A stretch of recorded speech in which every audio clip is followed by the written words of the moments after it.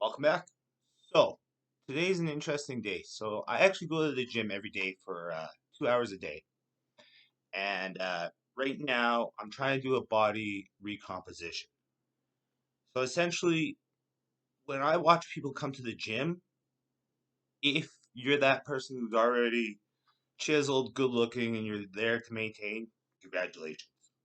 That's what everybody wants. If you're the person who was like me, I probably weighed close to 400 pounds. Now I'm probably about 210, and I still got about 25 to 35 pounds to go, even before I even remotely see a six pack, which is my goal. So I know that everyone in the gym likes to say, oh, you should lift weights, you should lift weights, you should lift weights. For sure. But when I was 400 pounds, I carried a lot of that weight, which means my muscle definition should actually be built up underneath my heavier frame at that time.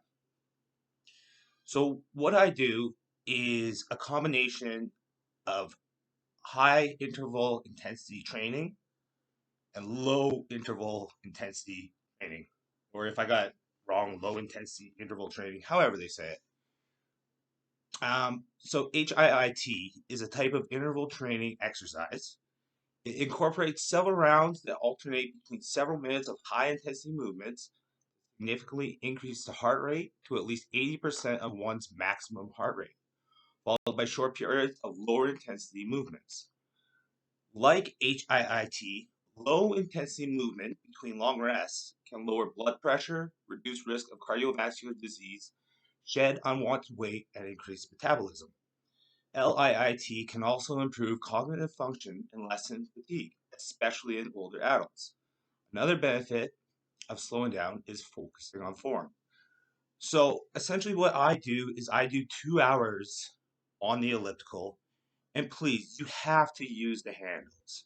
You can't just be doing the pedals because if you just hold on to the pedals, you're holding on to the stationary machine, you're not doing the full workout. So I do 2 hours, and the reason I do it this way is that one day I'll do level 16 out of level 25, and I'll go as I do it in between an HIIT and an LIIT. I do about 11 miles an hour consistently. So I don't know where my heart rate's probably at. I've been doing this for about 2 years now, and I could probably say it's in that 150 to 170 range. Which I don't know if that's high, low. I don't know. All I know is at the very end, there's a puddle underneath me. It is what it is. But then the next day, I do 2 hours as well. But I'll do 1 minute level 16, then 1 minute level 17, and go as long as I can go. Those days, which is interesting, even though they're a lot harder, they go by faster because in your mind that minute, you pressure yourself for 1 minute, and then that next minute you're just like, whew, much easier.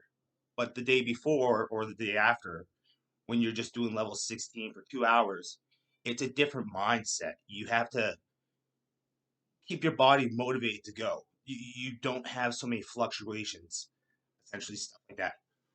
So the reason I keep um, 2 hours is because the way I've looked at myself is I need to burn off all of this fat. So 2,700 calories approximately is what I burn on the elliptical in 2 hours. I do about 35 kilometers or 21, 21 miles. So it's a lot. There's a lot of effort that I put into this. But when I come back home, and the reason that I can tell you it took me 36 years to get to 400 pounds, and that's because I was not taught how to properly eat. So I don't expect to get a six pack overnight. 3 years, 4 years, it's going to be a change of everything. When you want to change your habits from bad to good, you got to realize that it's 3 days, 3 weeks, 3 months, 3 years. Essentially, 3 days to get yourself started, 3 weeks to notice that you've had like consistency. Once you hit that 3 month mark, something changes. Then it's more of like I have to do this, have to do this. you try not to falter. There's always going to be slip ups, mistakes, stuff like that. Life is it's a marathon. It's not a sprint. So expect to falter. For me personally, I have that mentality of 0 to 100, which is very interesting. If I go 100% all in, I don't falter, and that's just my willpower. I'm not saying everyone's like me. It took me a long time to figure this out, but maybe it was stubbornness. It is what it is. So when I come home, my diet is probably the cleanest diet that's almost turning into a lifestyle. So when I say everyone should go back to the basics, I eat a big bowl of granola, half a tub of yogurt, and frozen fruit on top. That's about 1,000 calories. Then for dinner, I have 2 pounds. It's frozen vegetables, but I steam it. 2 pounds of frozen vegetables plus 4 cans of tuna, with hot sauce and pepper. No oil, no butter, nothing. That alone is enough substance to put in my body so that you don't feel like you're hungry as much. About 600 calories, 6 to 7, somewhere around there.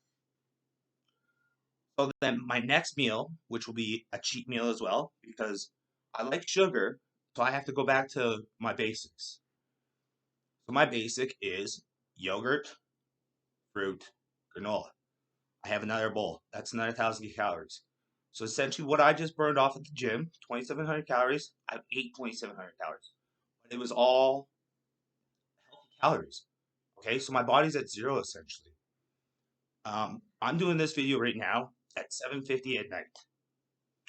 After this, I'm going to go until about 10 o'clock, where I'll have 4 cheese sticks, a big glass of chocolate milk, 2 protein bars, a protein shake, and maybe 3 liters of tea with honey. And as much as that sounds like I ate a lot today, ate a lot, I'm going to be at 1,500 to 2,000 calories at the end of the day.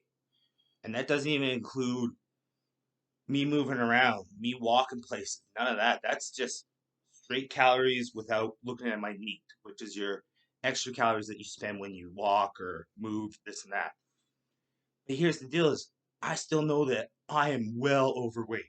You guys may look at me and go, no, you're healthy. No, trust me. I am still really overweight. But this is where it becomes a lifestyle. I've had the same meal for this entire year. I have not gone to any fast food places. I'm almost 2 years sober. I'm cutting out everything that I have ever thought was good for me and changing it to the healthier versions. And I'm going to tell you something, it's not going to be overnight process. I didn't get to 400 pounds overnight. I got there in 36 years. Love food, love fast food, love alcohol, love it all, love candy. Put it in front of me, I'll eat it. I don't even care what it is, I will eat it. But I have to retrain my body, and my system, and my mind to go back to the originals. So essentially, what I'm doing now is I do a combination of HIIT with LIIT for 2 hours a day on the elliptical, using the arms and the legs so there's a full body workout. I'm starting to watch the fat melt off of me. I still have areas that I would like to improve, but at the end of the day, I know that if it took me 36 years to get to 400 pounds, it'll probably take me 3 years just to get to that 190 mark. So you know what? Highs and lows, right? I'm just making it so that my time is used a lot more wisely. Uh, Honestly, I just want to say we can all do this. We gotta get back to the basics. At the end of the day, all those people who go to the fast food places, think of how much money that costs. Think of how much calories, fat, trans fat. They cook everything in grease. If you just notice my diet, I did not mention any type of grease whatsoever. But like, take that out of your system. Take the sugars out of your system. Take the alcohol system. look at your bank account. It actually starts going up. You know what? Maybe I can't afford my addictions, but my healthy eating ways cost me about $20 a day. And I'm doing this every day. So what's that? 72, $7,300 for a year? Okay. Plus rent, everything else. I'm probably living off of $20,000 or less a year. And that's paying taxes. That's just living life. That's how it goes. But you know what? If we all work together, don't chase the money, chase away how things used to be, and then watch how things start changing. Your mindset starts changing, your healthy ways start changing. Because once you get to that 3 year mark, it's a consistent thing. At the end of the day, why didn't they teach us nutrition in school? Why didn't they teach us to like work out, calories in, calories out? Why didn't they teach us any of that? Because at the end of the day, everyone still has to make money and their corporations doing their own jazz. And if you look at the biggest corporations, not only do they own the fast food places, but they also own the diet places. Plus, they own the hospitals. I don't know. Maybe that's a cheat code. When you own everything, you get paid for everything. Doesn't matter who you are. That being said, God bless. Thank you very much. Let's try to be 1% better every day. Gotta take your losses before you become the boss. Divinity Virtue. I'm working on my website. It'll be up hopefully in 3 months.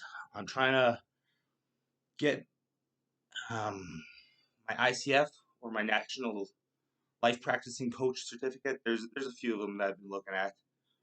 So I'm probably going to start investing in that. It's not much. It's going to be about $350, $400 a month. But you know what? For the next year, I'm going to look at it as like an investment. So everything that I'm doing, I'm trying to build this up, trying to show you guys that maybe you live on $2,000 a month. You don't have much. Find a way to go to the gym, eat healthy, and find a way to start a business. At the end of the day, the world's not going to help you. The government's not going to help you. Those who help themselves, get ahead. If not, you better hope that you have somebody that wants to bring you ahead. Once again, God bless. Thank you very much. Divine timing. Let's make this happen.